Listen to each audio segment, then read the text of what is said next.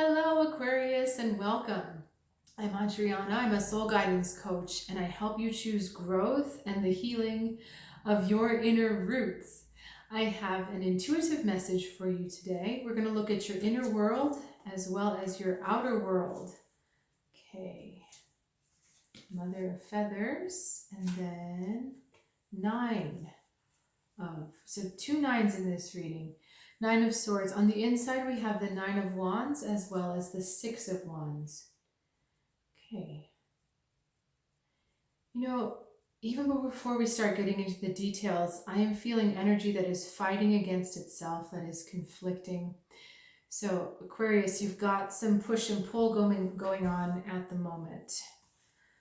All right. Let's go with the outside. We have anguish going into the Mother of Feathers.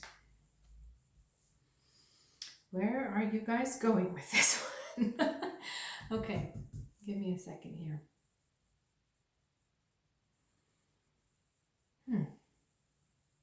I'm feeling a sadness, a reluctance to leave something behind. Although you may put out a very positive veneer, the Mother of Feathers here, very positive, happy, outgoing, there's something that's running in the background that is keeping you sad, quite frankly.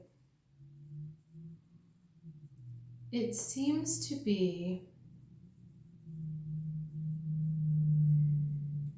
it's at once memories of the past as well as memories that are,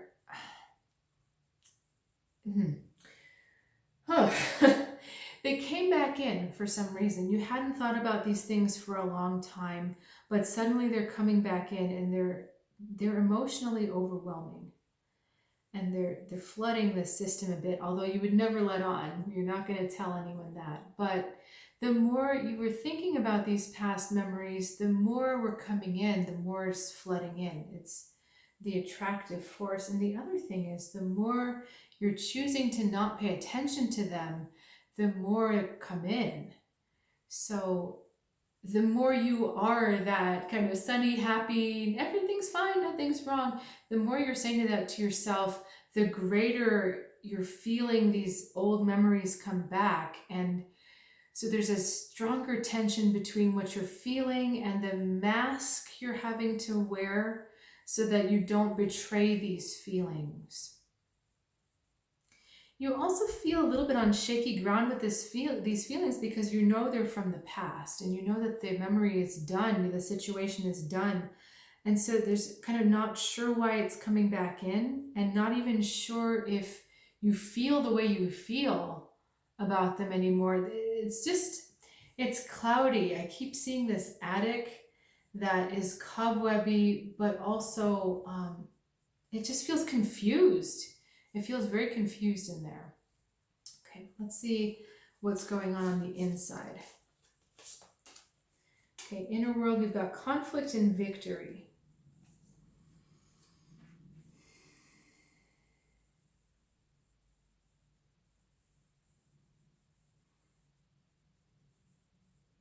There's this feeling, the wording would be, I can't get there. So it feels like a lack of confidence. And it also feels like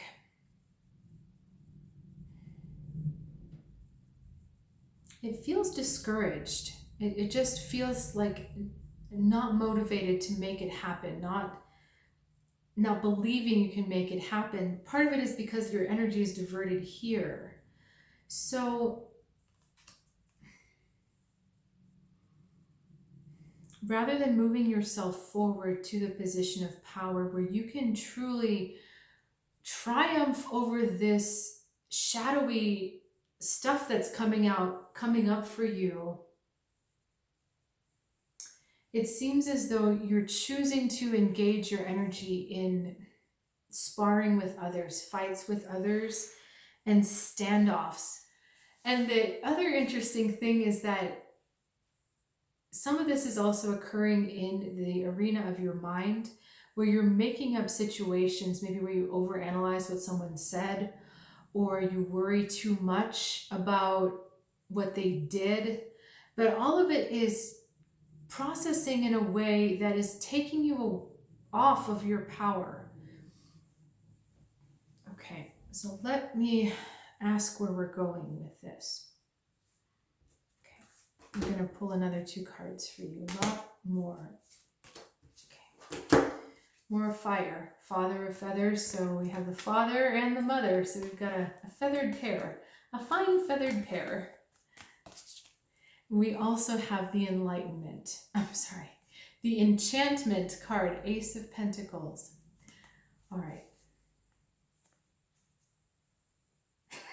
All right, well, I'm not going to use the wording they just used. This is very simple, Aquarius. Leave the cluster.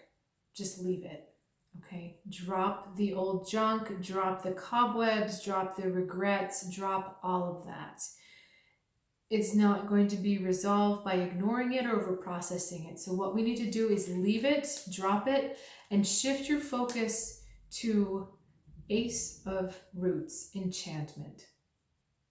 And literally, this is about looking at your present moment and finding all sorts of things to be enchanted, fascinated, and truly grateful for. Okay? All of the ways that you feel nourished, all of the ways that you feel sustained, everything you feel lucky about. This can also be reconnecting with a playful sense of wonder. You know, if you have the opportunity to spend any time alone in nature, even the simplest thing of looking at a blade of grass or looking at a ladybug crawling on a flower, and you're like, oh my God, don't give me any more of these cheesy images. But I really mean it, because it's just simple things about nature. Even the colors of insects, sometimes it makes you feel this sense of wonder, which completely gets rid of any junk that our ego wants us to feel, and it reconnects you to the divine. It's that simple. Anytime we feel awe, anytime we feel amazement or gratitude, it connects you back with the divine. I'll share a little bit of a personal thing, hoping that it will help inspire you to understand that this stuff really works.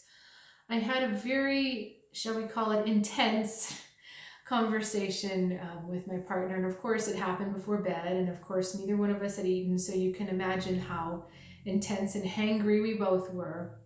And I was able to fall asleep. But of course I woke up in the middle of the night worrying about it. And I just thought, I had to give a reading the next day, and readings are what I love. Coachings, it's what I love to do. And I thought, I'm not going to sabotage that, because although my partner is important to me, this is also important to me. I'm just not going to sabotage that by staying up all night worrying. So I asked my guides for help, but I also just started to focus on what is it that what can I feel grateful for? What are the simple things that I can feel grateful for in this moment? And, I've got a roof over my head. I have a space of my own. I have an amazing cat that I share my space with. And, one thing led to another, and my heart rate's going down. I'm calming back down, and finally I can hear my guides again, because when I'm too agitated, sometimes it's hard. And they gave me information about what I needed to do with the relationship, and I slept for another good 4 or 5 hours. The reading went really well the next day. So it's powerful, this, even though it's so simple. So just drop it, Aquarius, the over-processing and the showing up in a way that looks like you're not processing. Just drop all of it. And we got to do a completely different technique. All of these cards that I drew for you were pretty much fire. You've got fire cards and one air. And the air, what happens when you blow on a fire, it gets bigger, right? So this is a completely different card. This is roots, pentacles, groundedness, getting you grounded back into the universe and out of the concerns of your head and yourself, back in the connection, into the interconnection with your true self and the stuff that truly sustains you. None of this is sustaining you. This is what sustains you. Okay, Aquarius, thanks so much for sharing your time and your energy with me. If you'd like to share anything about your journey that that you'd like to get out there, or you'd like to just say hi and leave a comment, that's always very appreciated. If you would like to learn more about me and what I do and how I can help you, please check out the description below. And I also want to mention, if you have been trying to sign up for my newsletter through the website, I just fixed it now. I'm sorry, I fixed it a couple days ago.